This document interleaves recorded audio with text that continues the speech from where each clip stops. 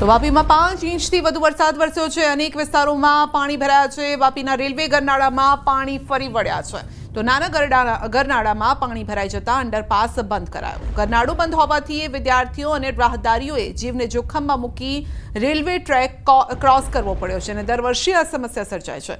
ગરનાળાઓમાં પાણી નિકાલનો અભાવ હોવાથી આ સમસ્યા સર્જાતી હોય છે। લોકોએ જીવને જોખમમાં મૂકી રેલવે ટ્રેક ક્રોસ કરવો પડે છે।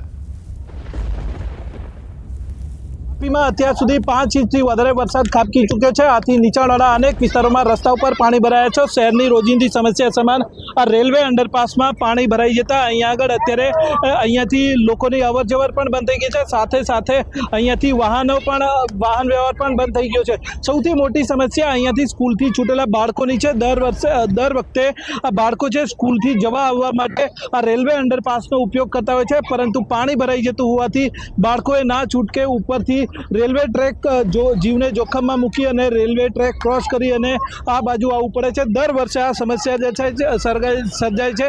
અત્યારે આપણી સાથે કેટલાક બાળકો છે, એમની સાથે સીધી વાત કરીશું। આપનું નામ? निशान। यानी क्या प्रॉब्लम होता है? जब हम लोग स्कूल से आते हैं ना तो नाले से आते हैं, तो अभी नाला भर गया है तो उस समय बारिश नहीं था, तो अभी तो दिक्कत हो रहा है। पूरा पानी भर गया, स्टेशन से जाना पड़ता है और रिस्की रहता है इसीलिए। अच्छा, रोज कहाँ से आते जाते हो? रोज हम लोग नीचे से ही आते हैं, पर अभी पानी भर गया तो इसलिए ऊपर से आना पड़ता है। तो क्या डर नहीं रहता है? डर तो लगता है, रिक्स कहाँ में से ट्रेन आई। कौन सी स्कूल में पढ़ते हो बेटे? कुमारसाड़ा। तो ये कहाँ से जाते हैं? यही नाले से जाते हो? हाँ, तो क्या अभी क्या ये पानी भर गया तो किस तरह पानी भर गया तो डर लगता है हम लोग को। ऐसा हम लोग अभी ट्रेन से जा रहे हैं, ट्रेन का इधर का भी डर है। पहली बार ही ऐसा होता है? हाँ, नहीं नॉर्थ होता था भाई, पहले बारिश आता नॉर्थ होता था। हर बारिश में ऐसा होता है? हाँ, हर बार ऐसा ही होता है बारिश के दिन। રીતે અહીંયા આગળ દર વર્ષે ચોમાસામાં આ ભારે વરસાદમાં રેલવે ગરનાળું પાણીથી ભરાઈ જાય છે। આથી વાહન ચાલકો અને જે રાહદારીઓ છે તેમને મુશ્કેલીનો સામનો કરવો પડે છે। જોકે સૌથી વધુ જે અસર છે શાળાએ જતા આવતા બાળકોને પડી રહી છે। નાળું બંધ હોવાથી બાળકોએ જીવને જોખમમાં મૂકી અને અહીંયા આગળથી રેલવે ટ્રેક ક્રોસ કરવી પડી રહી છે। ત્યારે વાપી મહાનગરપાલિકા દ્વારા આ નાળામાંથી પાણી નિકાલની વ્યવસ્થા કરવામાં આવે તે જરૂરી છે। ભરતસિંહ વાઢેર, ન્યૂઝ 18 ગુજરાતી, વાપી। વલસાડ જિલ્લામાં પણ મુશળધાર વરસાદ છે। વાપીમાં 4 કલાકમાં 4 ઇંચ વરસાદ ખાબક્યો। ભારે વરસાદથી નીચાણવાળા વિસ્તારોમાં પાણી ભરાયા। વાપીના બજારોમાં પણ પાણી ફરી વળ્યા છે અને જળ ભરાવથી વેપારીઓને પણ નુકસાન થઈ રહ્યું છે। સમગ્ર વલસાડ જિલ્લામાં આજે સવારથી ધોધમાર વરસાદ વરસી રહ્યો છે। સૌથી વધુ વરસાદ વાપીમાં નોંધાયો છે। વાપીમાં 4 કલાકમાં 4 ઇંચથી વધારે વરસાદ ખાબકતા વાપીના નીચાણવાળા અનેક વિસ્તારોમાં પાણી ભરાઈ ગયા છે। અત્યારે જે દ્રશ્યો જોઈ રહ્યા છો વાપીના ટાઉન વિસ્તારમાં આવેલા મુખ્ય બજારના દ્રશ્યો છે। દર વર્ષે આ બજારની અંદર પાણી ભરાઈ જાય છે। જોકે આ વર્ષે પણ અહીંયા આગળ છે વેપારીઓની મુસીબત ઓછી નથી થઈ। આ વર્ષે પણ પ્રથમ વરસાદથી જ અહીંયા આગળ પાણી ભરાવાની શરૂઆત થઈ ગઈ છે। 4 ઇંચ વરસાદને કારણે અહીંયા આગળ આ બજાર છે એમાં જળબંબાકારની સ્થિતિ સર્જાઈ છે। અત્યારે જોઈ શકો છો આ દુકાનોમાં પાણી ઘૂસી ગયા છે અને એને કારણે વેપારીઓને મોટું નુકસાન થઈ રહ્યું છે। દર વર્ષે ચોમાસાની અંદર ભારે વરસાદ વખતે આ દુકાનોમાં પાણી ભરાઈ જાય છે અને કારણે વેપારીઓએ મોટું નુકસાનીનો સહન કરવાનો વારો આવે છે।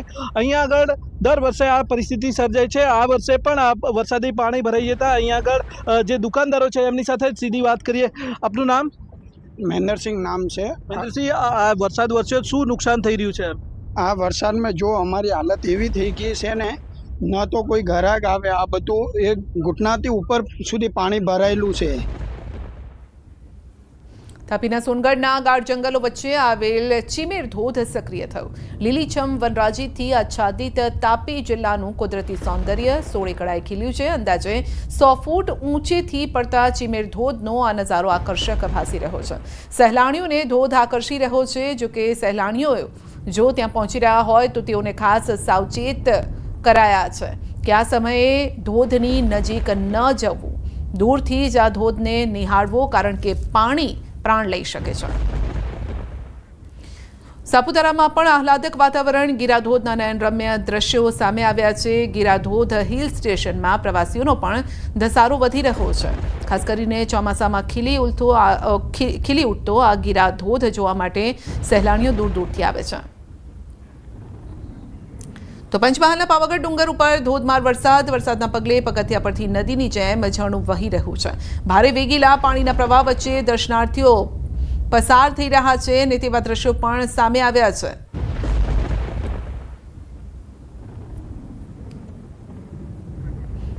વડોદરામાં વરસાદની શરૂઆત અને શહેરના કેટલાક વિસ્તારોમાં ધોધમાર વરસાદ, ક્યાંક ધીમી ધારે વરસાદ વરસ્યો છે. કેટલાક વિસ્તારોમાં પાણી ભરાઈ ગયા છે. 3 કલાકમાં ભારે વરસાદની આગાહી પણ છે. વડોદરાના મોટાભાગના વિસ્તારોમાં વરસાદી ઝાપટા પડ્યા. તો શહેરી વિસ્તારમાં કેટલાક સ્થળોએ થોડા સમય માટે વરસાદી પાણી જે છે તે ભરાયેલા છે અને કેટલાક વિસ્તારમાં ધોધમાર વરસાદ અને અનેક વિસ્તારો જળમગ્ન થયા છે. તો દક્ષિણ ગુજરાત બાદ હવે મધ્ય ગુજરાતનો વારો છે. ઉત્તરમાં પણ અરવલ્લીમાં ભારે વરસાદ વરસી રહ્યો છે. તો વરસાદનો મહાકવરેજ પણ આપ જોઈ રહ્યા છો. જ્યાં જ્યાં મુશ્કેલી ભર્યો આ મેઘો છે ત્રાટકી રહ્યો છે, ત્યાં ત્યાં ન્યૂઝ 18 ગુજરાતીના સંવાદદાતા અડીખમ છે. રિપોર્ટ આપના સુધી પહોંચાડી રહ્યા છે. વડોદરા શહેરમાં ગઈકાલથી જ વરસાદી માહોલ જામ્યો છે. ત્યારે આજની વાત કરવામાં આવે તો આજે બપોરનો સમય થયો છે અને બપોરે વડોદરા શહેરના કેટલાક વિસ્તારમાં જે મેઘરાજા છે તે મન મૂકીને વરસ્યા છે અને પવન સાથે વરસાદ જે છે તે કેટલાક વિસ્તારમાં વરસી રહ્યો છે.